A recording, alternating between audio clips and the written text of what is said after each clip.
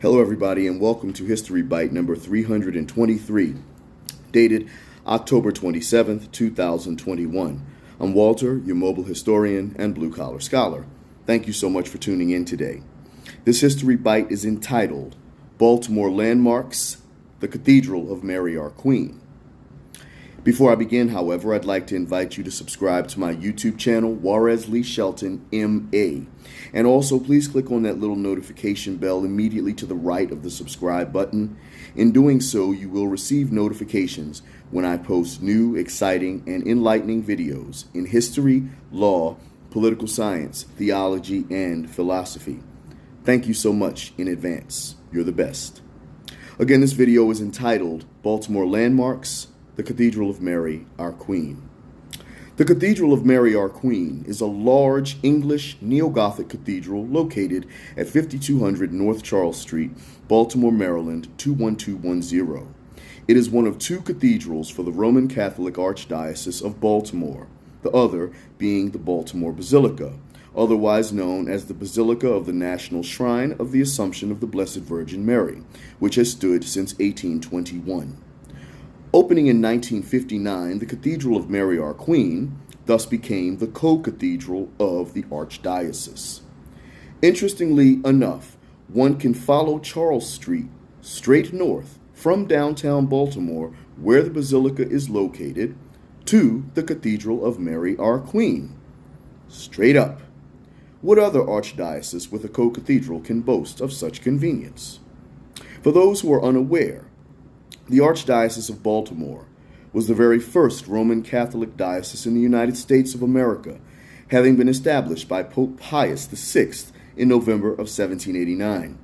70 years later, in August of 1859, Pope Pius IX designated the Archdiocese of Baltimore with prerogative of place. That designation made the Archdiocese the premier see of the United States, giving Baltimore's Archbishop precedence over all bishops in America, except cardinals, in the context of meetings, councils, and gatherings, regardless of the seniority of other bishops in office. Located in northern Baltimore City in the Homeland area, the cathedral presents a modern, primarily English Gothic architectural design with Art Deco influences. It has a brick facade with a limestone face and a cruciform floor plan. The structure measures 373 feet in length, is 132 feet wide, and is 163 feet high from the ground to its spires, which contain bells. In addition to its masterfully long nave, included in the design are 4 chapels and a baptistry, and a seating capacity of roughly 2,000 persons. It features beautiful stained glass windows containing more than 920 saints, heroes, heroines, and numerous other features around the building. Additionally, there are 2 organs, numerous symbols for Mary, and 46 sculptured panels containing liturgical themes to the life of Jesus Christ. In its construction, the Cathedral of Mary, Our Queen contains 3.5 million bricks faced with 70,000 pieces of limestone. Some of those stones were small enough to be set by hand, while others weighed as much as 13 tons. To provide some comparative analysis, it is 41 feet longer than St. Patrick's Cathedral in New York City, and is 65 feet wider at its widest. St. Patrick's, however, has a typical width of 132 feet, making it about 40 feet wider than the standard width of the Cathedral of Mary, Our Queen. At 336 feet, St. Patrick's also has spires which are twice as high as this cathedral's, which are 163 feet, When compared to the Baltimore Basilica, however, the results are mixed. As the Basilica is 227 feet long, 157 feet at its widest, and 132 feet to the top of its spires, which are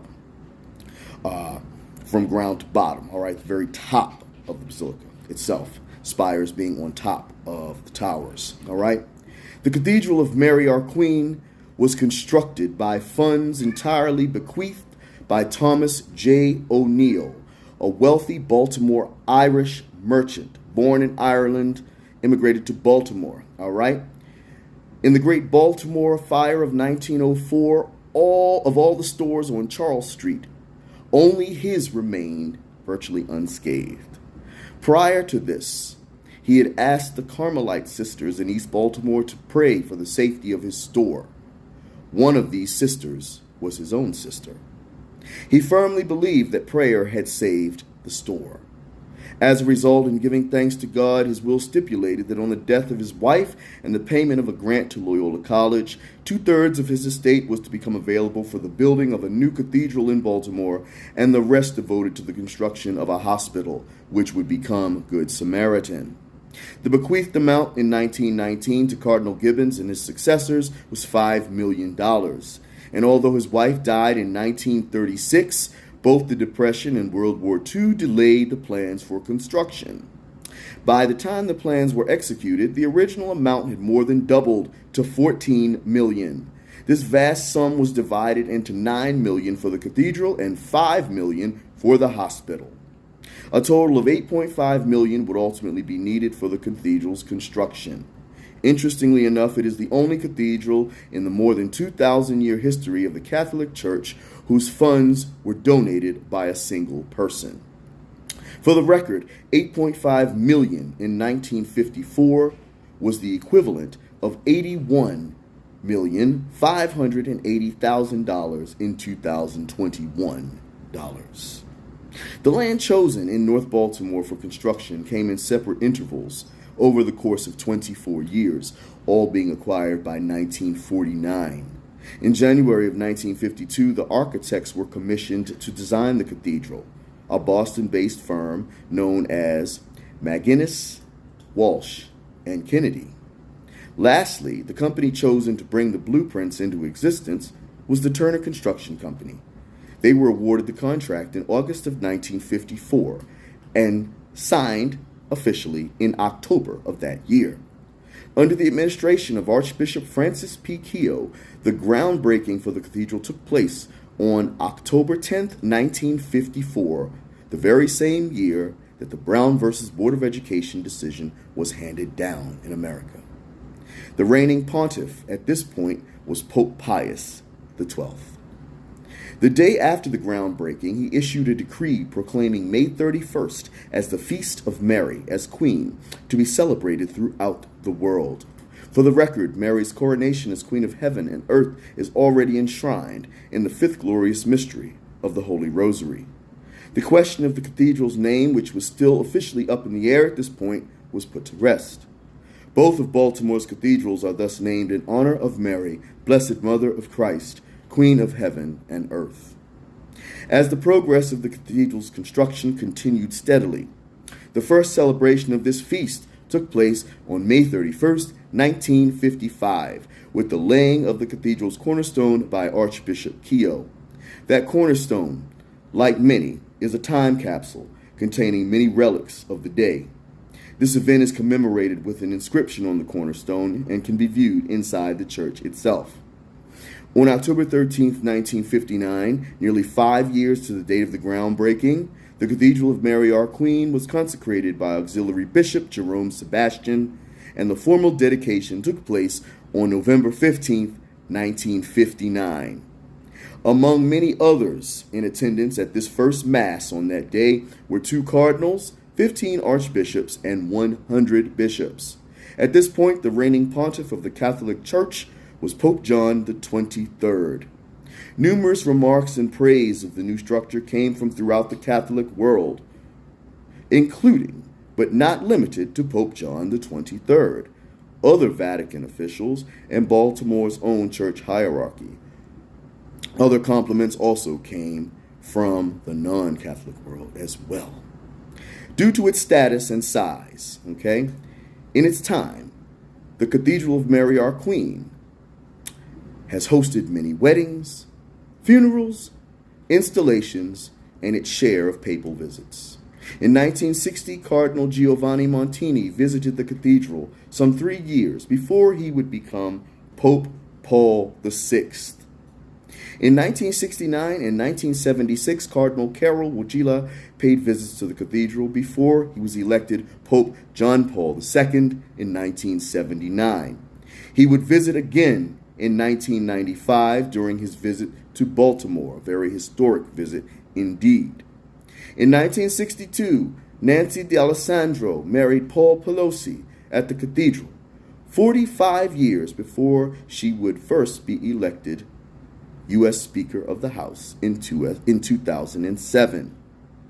And NFL player Johnny Unitas would have his funeral mass there in 2002, just to name a few individuals.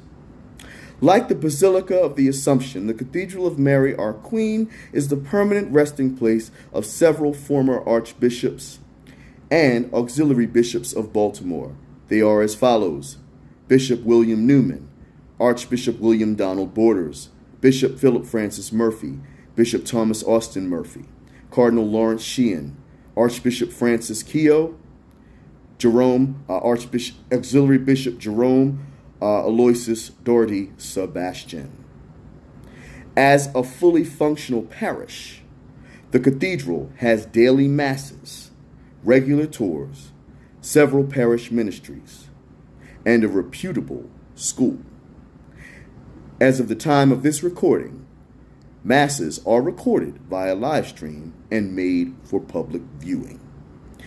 I am proud to say that the Cathedral of Mary, our Queen, is my church home, and I have been a registered parishioner there since 2012. So I thank you for listening to this overview of the Baltimore landmark known as the Cathedral of Mary, our Queen.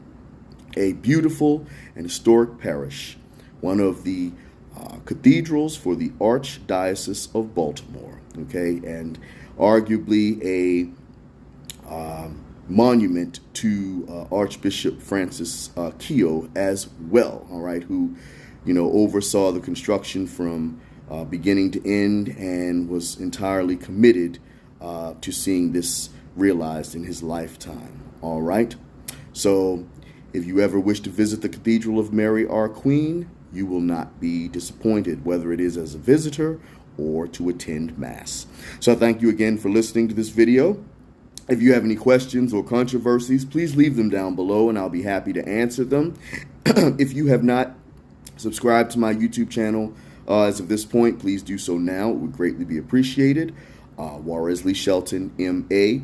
If you like this video, gain some insight, learned a thing or two from it, which I hope you did, please drop me a like. It means more than you'll ever realize. So I want you to take care, stay safe out there, and I'll talk to you at the next video. Peace.